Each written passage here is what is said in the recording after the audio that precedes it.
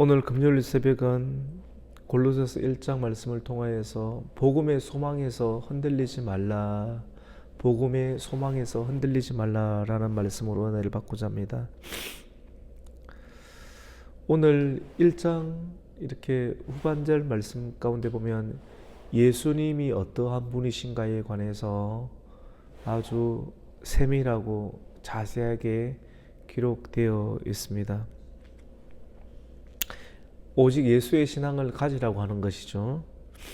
예수 그리스도에 관해서 이렇게 기록을 해놓은 부분들을 특별히 신학에서는 기독론이라고 합니다. 예수 그리스도. 이 기독론을 이렇게 자세하게 언급할 때는 왜 언급하느냐 하면 교회 안에 이단이 들어왔기 때문에 그렇습니다. 그래서 이단을 대처하기 위해서 예수 그리스도를 정확하게 교회의 성도들에게 알려주고 가르쳐 주어서 이단으로부터 오염되지 않게끔 하려고 하는 사도 바울의 그러한 권면이 이 말씀 가운데 포함되어 있습니다. 많은 사람들은 이렇게 생각합니다. 교회 생활을 하면서 예수님만 믿어서는 안 된다. 예수님만 믿으면 충분한데 사실은 예수님만 믿었으면 안 된다. 아주 깊은 신비한 지혜도 알고 구약의 율법도 알고 또 구약의 날도 지켜야 되고 날이 굉장히 많잖아요. 날도 지키고 음식 먹는 규정도 있잖아요. 많잖아요. 그것도 지켜야 되고 할례도 받고 고행도 하고 수행도 해야 한다. 이렇게 생각을 합니다. 얼핏 보면 굉장히 일리가 있습니다. 하지만 이것은 잘못된 것입니다.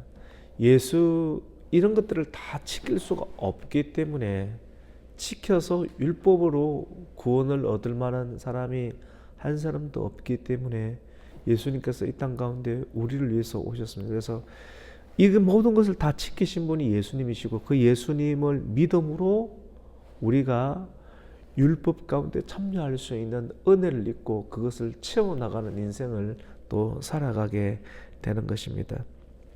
그 신비한 부분이 있죠. 그래서 율법을 다 피한다 이런 개념은 아니고요. 예수님 없이 율법을 지킬 수는 없고 예수님을 믿음을 통해서 그런 부분들을 완성해 나가는 그런 인생의 신앙의 작업들이 우리에게는 필요하다라고 볼 수가 있습니다. 15절부터 20절까지는 찬송시입니다. 예수님이 어떠한 분인가를 분명하게 말씀합니다. 예수님은 어떠한 분인가? 예수님은 우리를 위해서 구속하신 분이시고 그리고 창조하신 분이시고 충만하신 분이시고 화평케 하신 분이시다라고 하는 것을 기록을 하고 있고 그러니까 예수님은 찬송받기에 합당한 분이시다.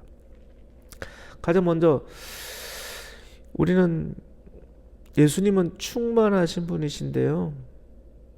예수님 안에는 모든 지혜와 총명 그리고 모략과 전략과 지식과 재능이 충만하신 분이십니다. 그래서 우리가 예수님을 제대로 알고 믿으면 예수님 안에 지혜가 많고 전략이 있고 모략이 있고 총명이 있기 때문에 예수님을 알고 믿으면 우리의 삶은 지혜로 반듯해지고 총명으로 규모해지고 하나님께서 주시는 전략으로 견고한 삶들을 살아나갈 수가 있게 됩니다. 골로새 교회는 예수님에 관한 바른 이해와 올바른 깨달음이 없었기 때문에 그 당시 교회에 들어왔던 이단의 잘못된 가르침 때문에 마음이 많이 흔들렸습니다. 성경을 통해서 마음을 지키는 것, 마음을 빼앗기지 말라고 성경은 우리에게 계속해서 말씀하고 있지 않습니까? 오늘날도 마찬가지입니다. 예수님에 대한 바른 이해를 통해서 예수님을 바르게 믿으면 그릇된 교훈에서 벗어날 수가 있습니다. 가장 먼저 오늘 15절부터 20절까지에 무엇이 나오냐면 만물을 창조하신 예수 그리스도. 우리의 삶 가운데 복잡한 다양한 일들이 있지만도 이것을 타개하기 위해서 하나님께서는 만물을 창조하신 예수 그리스도를 알으라라고 말씀을 하고 있습니다. 만물이 그에게서 나오고 창조되고 하늘과 땅과 땅에서 보이는 모든 것들, 하늘을 창조하시고 땅에서 보이는 것들을 주님께서 다 창조하시고 땅에서 보이지 아니하는 것들까지도 창조하시고 왕권과 주권과 권세, 이 모든 것들이 하나님의 손에 의해서 만들어졌다라고 하는 것입니다. 하나님께서 이 세상을 다 만드셨기 때문에 하나님이 만물보다 먼저 계셨습니다. 창조주니까 가능한 것이죠. 그래서 이 내용을 우리가 알고 있으면 어떠한 논리로 들어가게 되느냐면, 어떠한 이해로 들어가게 되느냐면, 내 삶이 고장이 났어요. 우리의 삶이 고장이 나고 우리의 가족이 고장이 났어요. 하나님께서 창조주신데 이런 내용이 단순히 신학적인 내용이 아니라 이 상황을 믿는다라고 하면 우리가 기도할 수 있다라고 하는 것이죠. 하나님께서 우리의 자녀도 만드시고 우리의 가족도 만드시고 우리의 삶의 땅 위에 모든 보이는 것들과 보이지 않는 것들과 정사와 권세, 인간의 복잡다단한 이런 것들까지도 다 만드셨는데 우리의 삶 가운데 고장난 것들, 깨어진 상황들이 많이 있지 않습니까? 이런 것들을 하나님께서는 회복시켜 주시고 복구해 주실 수가 있다라고 하는 것입니다. 여러분 믿으십니까? 그걸 믿을 수 있습니다. 우리는 못 고쳐요. 우리는 끝난 것 같아. 근데 우리가 포기하지 않는 이유는 하나님께서 같이 봅시다. 창조주이십니다. 창조주. 하나님께서 창조주시기 때문에 내 자녀도 고쳐낼 수 있습니다. 할렐루야. 고쳐질 수 있고 우리의 자녀의 문제도 가정 다 고치고 복구하고 원래의 아름다운 모습으로 가정으로 하나님께서 만들어 주실 줄로 믿습니다. 이것이 바로 창조주 하나님이시라고 하는 것입니다. 두 번째로는 오늘 골로새서 말씀 가운데 교회의 머리가 되시는 예수 그리스도에 대해서 말씀하고 있습니다. 얼핏 보면 신학적인 교리적인 내용들이 많이 표현이 되어 있습니다. 만물을 창조하신 예수님은 교회의 머리가 되십니다. 이 세상을 창조하신 예수님은 십자가에서 구속을 통해서 죄인된 자들을 하나님의 거룩한 백성으로 새롭게 창조하셨는데, 이런 내용들, 하나님께서 죄인된 자들을 거룩한 백성으로 창조한 내용이라는 말이 좀 딱딱하지 않습니까? 이 내용이 뭐냐면 예수님께서 십자가에 죽으셔서 자기가 죽고 화목제물이 되심으로 인해서 죄 가운데 빠져서 죄인된 우리들을 하나님의 거룩한 백성들로 새롭게 창조하는 하나님께 창조하셨다. 이런 일들 가운데 화평케 하시고 화해시키셨다. 우리 인생 가운데 화해를 많이 시켜야 되지 않습니까? 부부간에도 화해를 시켜야 되고 나라와 나라 간에도 전쟁 간에도 화해를 시켜야 될 일들이 많은데 이런 것들이 오직 예수 그리스도밖에 없다라고 하는 것입니다. 여러분 믿으십니까? 그래서 오늘 20절 말씀 가운데 그의 십자가의 피로 화평을 이루사 만물 곧 땅에 있는 것들이나 하늘에 있는 것들이 그로 말미암아 자기를 화목하게 되기를 기뻐하심이라 라고 이렇게 기록을 해 주셨습니다. 그리고 오늘 24절부터 29절까지가 1장 전체의 그런 내용인데, 이 내용 가운데 보면 바울이 골로새 교회를 한 번도 가본 적이 없습니다. 골로새 교회를 한 번도 가본 적이 없는데 그 교회를 위해서 괴로움을 받고 있고 그 교회를 생각할 때마다 괴로워요. 교회가 이단으로 공격을 받고 있고 또 성장하면서 성장통을 생각하는 거예요. 부모된 심정인 거죠, 맞죠? 근데 이렇게 부모로 된 심정을 가지고 그 교회를 생각하고 있는데 감옥에서 그럴 때마다 고통이 있는, 하나님께 고통을 주시는데 그 고통이 기쁘다. 이게 부모의 심정이지 않는가, 지도자의 심정이지 않는가 라는 마음이 들고 있습니다. 바울은 지금 복음으로 인해서 감옥에 갇혀 있는데, 감옥에 갇혀 있는 괴로움은 복음을 받는 모든 성도들을 위한 것이기도 이렇게 합니다. 24절에 보면 바울은 골로새 교회를 위해서 받는 괴로움을 기쁘게 여기며 그리스도의 남은 고난을 자기 육체에 채운다. 이 말의 의미가 참 깊습니다.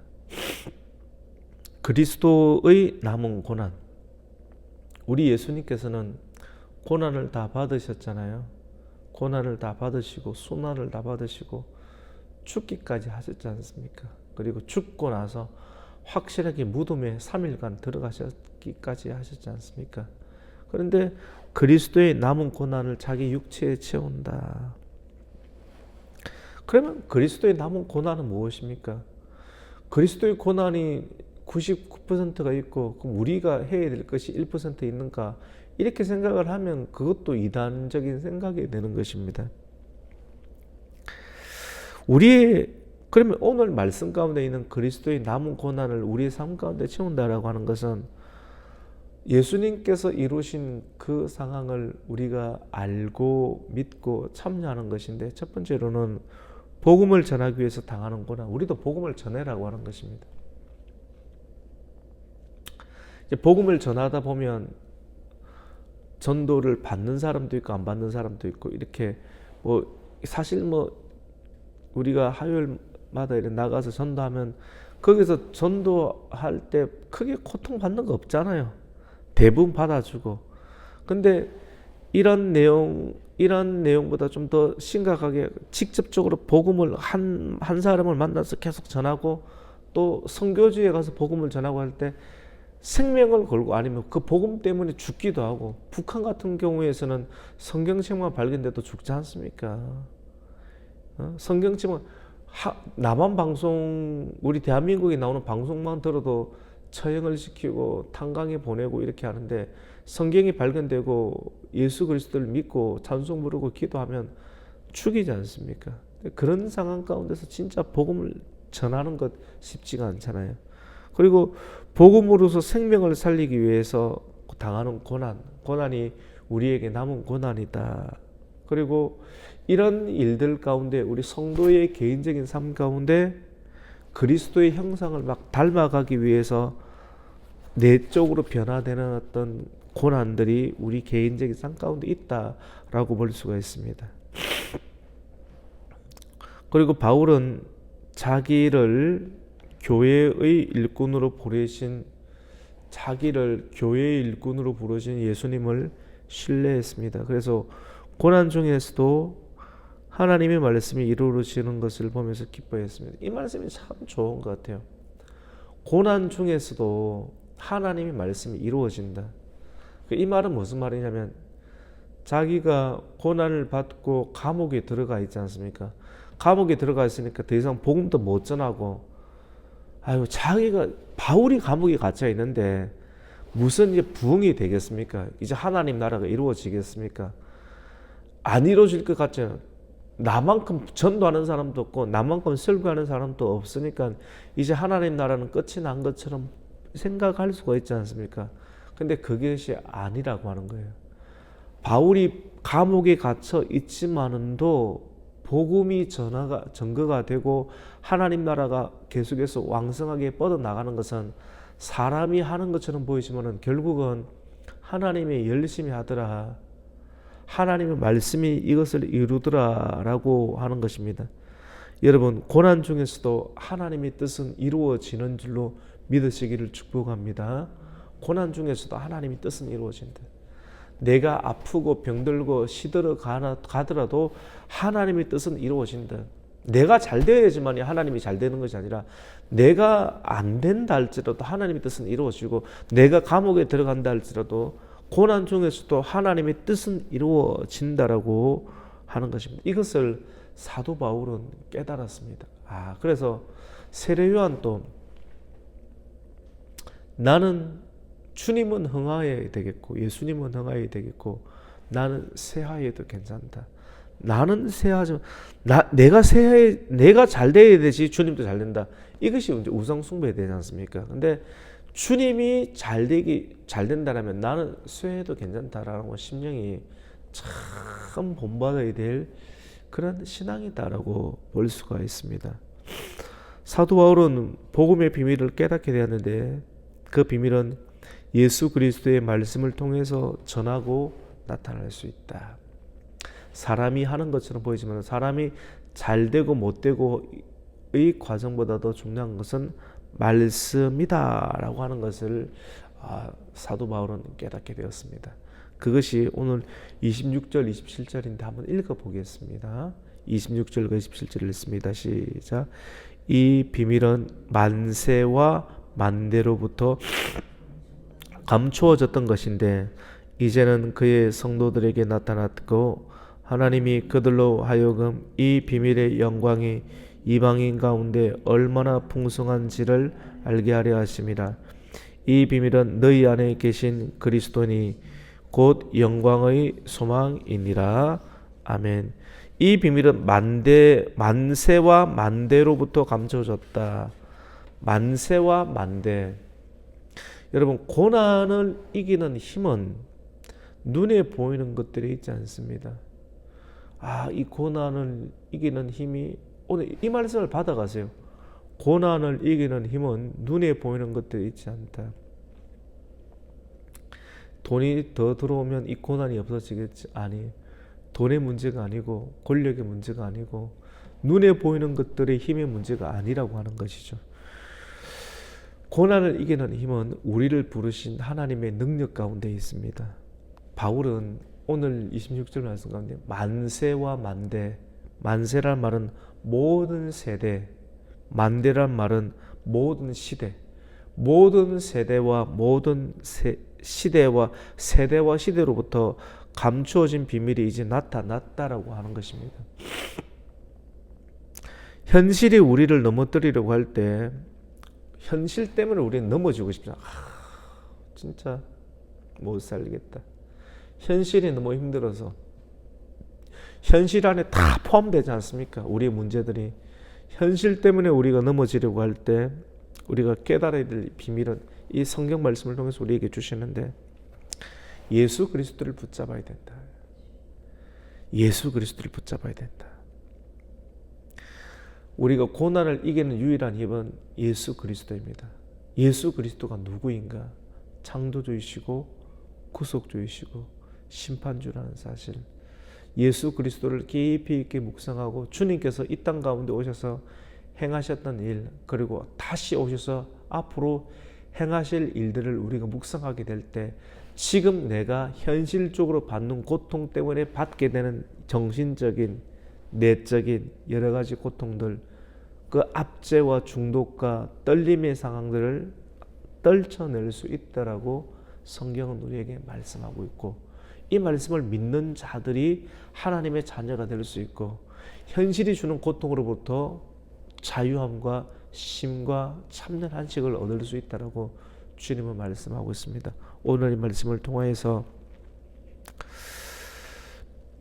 고난을 이기는 힘이 예수 그리스도 안에 있다는 말씀을 통하여서 고난을 이기는 힘, 눈에 보이는 것들이 아니고 눈에 보이지 않는 하나님 안에 있다, 말씀 안에 있다는 말씀을 듣고 말씀 붙잡고 예수를 깊이 생각하면서 현실의 문제를 이겨나갈 수 있고 타개해 나가는 성도가 되시기를 예수님의 이름으로 축원합니다. 아멘. 하나님 감사를 드립니다. 눈이 많이 와서 또 미끄러워서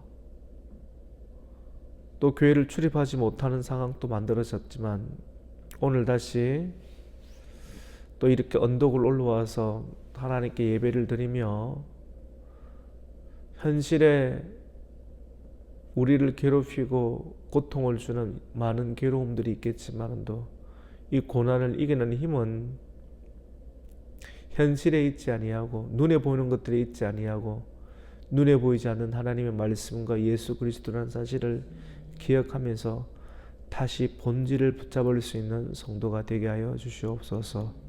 가정의 문제를 풀어주시고 우리의 내면의 문제를 풀어주시고, 시험 당한 성도들이 있습니까? 시험을 이기게 하여 주시옵소서. 예수님의 이름으로 기도드립니다. 아멘. 하늘